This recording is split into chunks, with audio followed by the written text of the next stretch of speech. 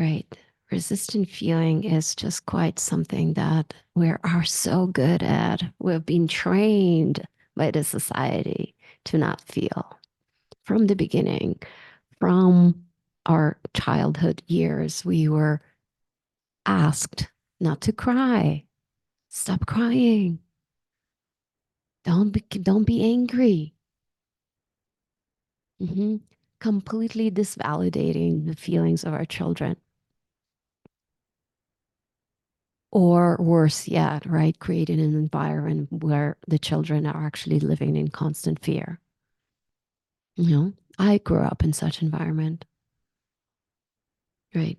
So my resistance to anger was like so huge that I didn't even know it existed in my system. What is yours? Is it hurt? Is it sadness? Is it deep pain, like a broken heart that you buried deep inside underneath the anger that is there for protection for you? So, this resistance to feel, right, our shame, our fear, our disgust with ourselves is such a powerful portal to so much beauty. It's a treasure. Triggers and inner unresolved issues are such a gift. They are here as alarms that are calling your attention constantly, where you are just numbing it out with perhaps a chocolate, a Netflix channel, uh, whatever it is that you numb it out. We all have just this beautiful coping mechanisms, drugs, alcohol, right? A glass of wine, name it, whatever. I've done it all. I've done it all. I numbed myself and I was able to really find a particular recipe that works for sex because I'm so sex repressed, a particular uh, recipe of drugs and alcohol and so on and so forth for connecting with others, right? But what I really didn't know what was missing in the liberation when the freedom was laying in is the actual feeling, the fear of being myself, feeling the deep, deep shame of being myself, the installed lies I had to believe about my emotions, about myself, the absolutely killed confidence and inability to express myself because it was killed in childhood, because of constantly being compared to others, because of constantly being afraid of my mom, because constantly repressing anger because my mom was this anger beast with explosive violence that I was so scared of. So therefore, I had to avoid anger, avoid any conflict, avoid and be this people pleaser, helper, ultra spiritual, right? Sounds familiar? Ah, gosh, this resistance to feel, right? Because it actually is painful.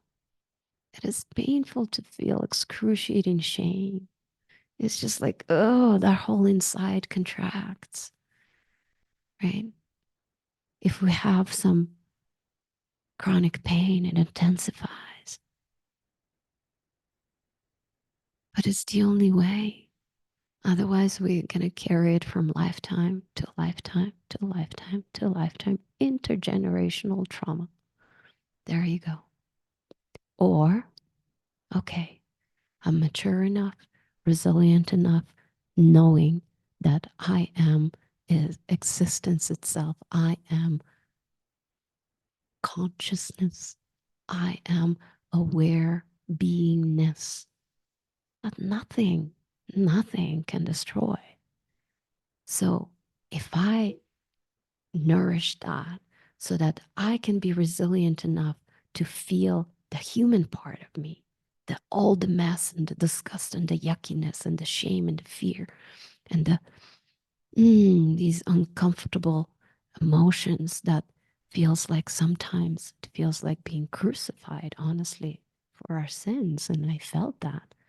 I had to feel all the pain I caused others, all the pain that I caused my son, my firstborn, when I was 16, 17 years old, all the pain I caused my mom, and all the pain she caused me, all the fear. You have to feel all that. You have to. There's no other way. Otherwise, going to be lifetime to lifetime, lifetime to lifetime, hiding from ourselves.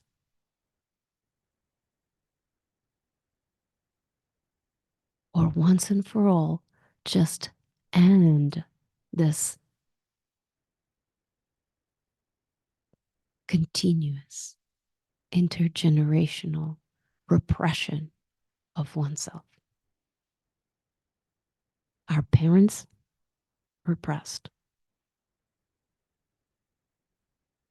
ourselves, repressed our children. Well, we still have a chance to do it differently.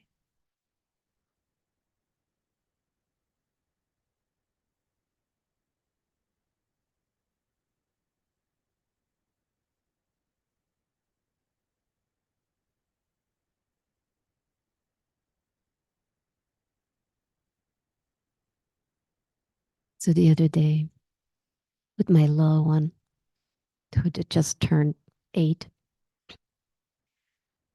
he was angry because he lost in ping pong to me.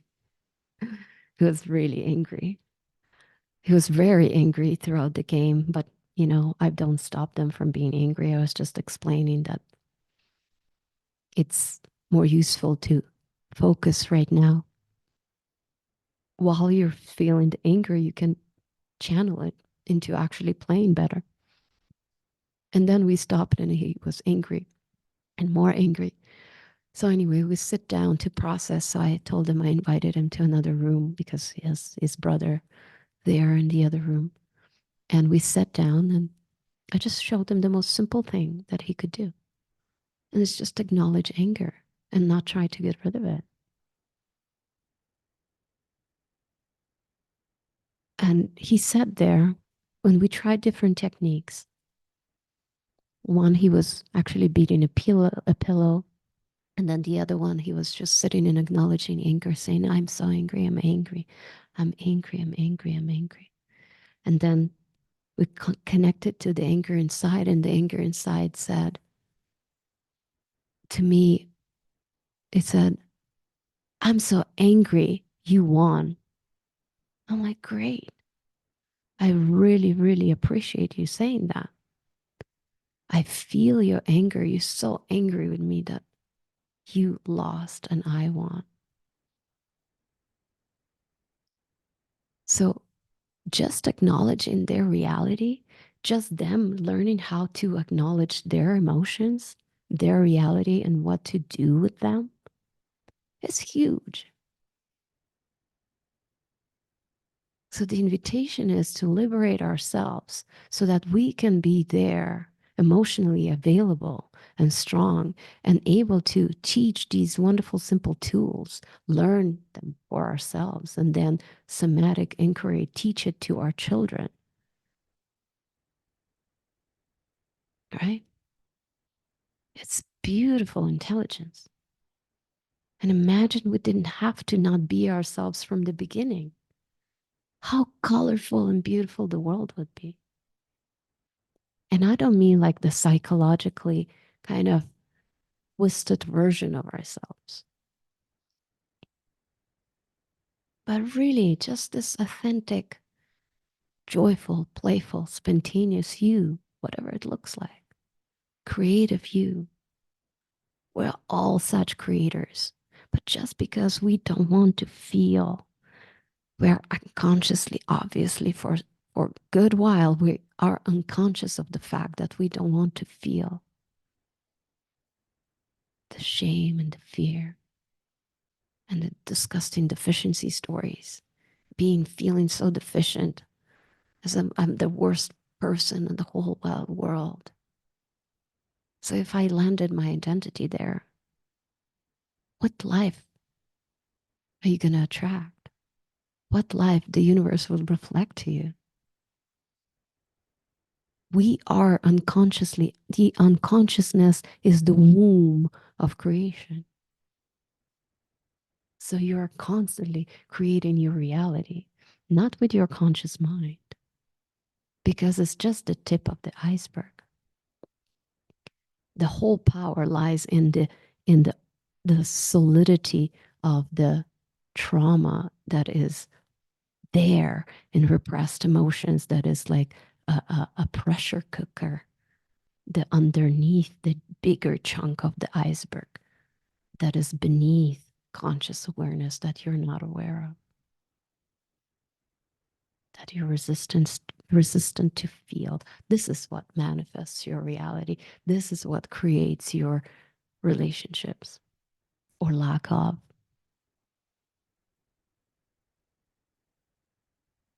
This is what allows you to move forward with creativity and expression or the lack of. This is also what exhausts you. Let's say you found something, a creative outlet, and you feel like, okay, this is my successful path, the path to fully become me. And then you freaking exhaust and kill yourself along the way because you put in so much pressure, and it's all done not from the inside out but from the ego, right? The ego trying to grasp on to success and kick itself into um, into this successful version image of you that is not deficient, right? It's all never going to arrive because it's built on the foundation of deficiency and repression. So this successful you always going to be an illusion that never comes. No matter how many beautiful, amazing things you'll create and achieve, always internally you'll be unfulfilled because we don't want to feel, because of the resistance to feel.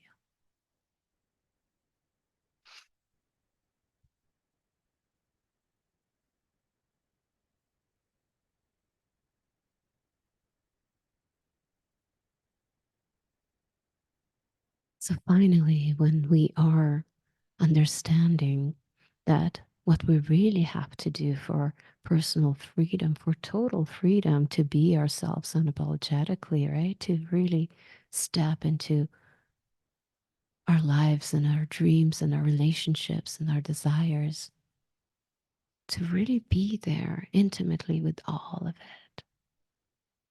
So when we really understand what stands between that and you,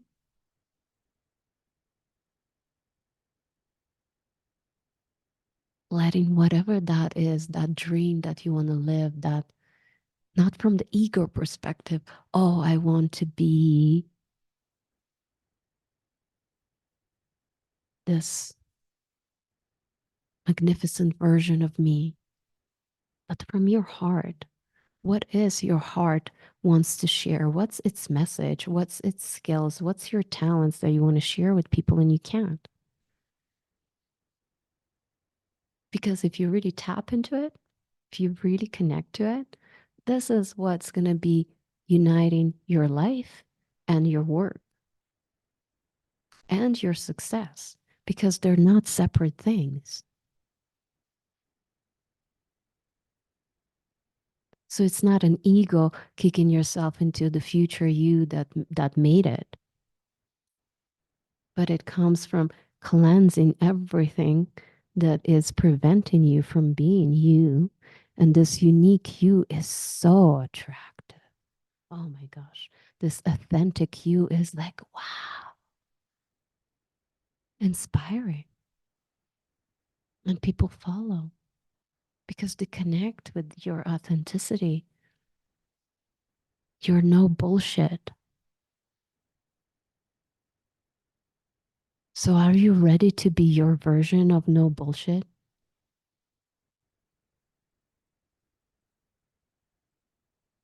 Hmm.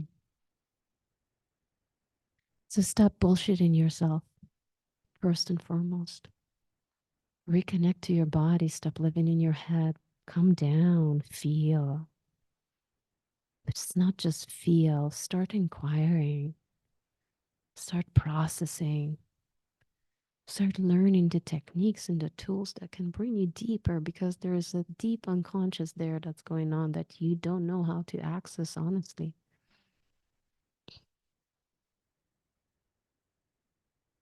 I didn't know, but then I learned and I took it very seriously. And honestly, I can say I'm in a very, very, very, very different place right now. Because no matter how many coaches I would pay to better myself, to push myself,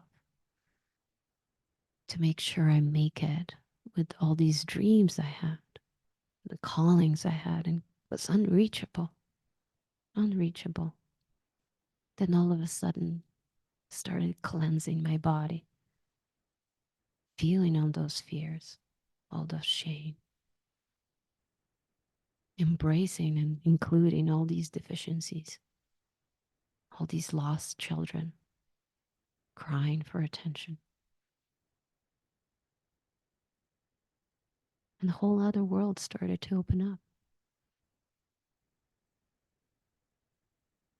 Opportunities,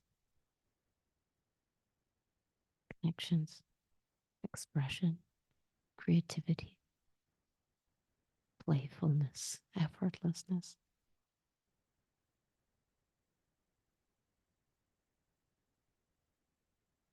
It's all hidden in the resistance to feel. Resistance to feel the unconscious, frozen emotions, frozen in fear to be rejected, to be unloved, to be abandoned.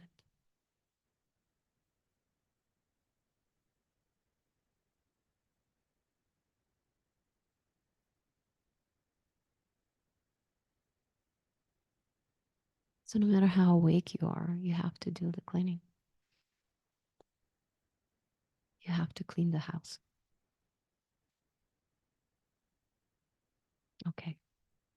Get curious.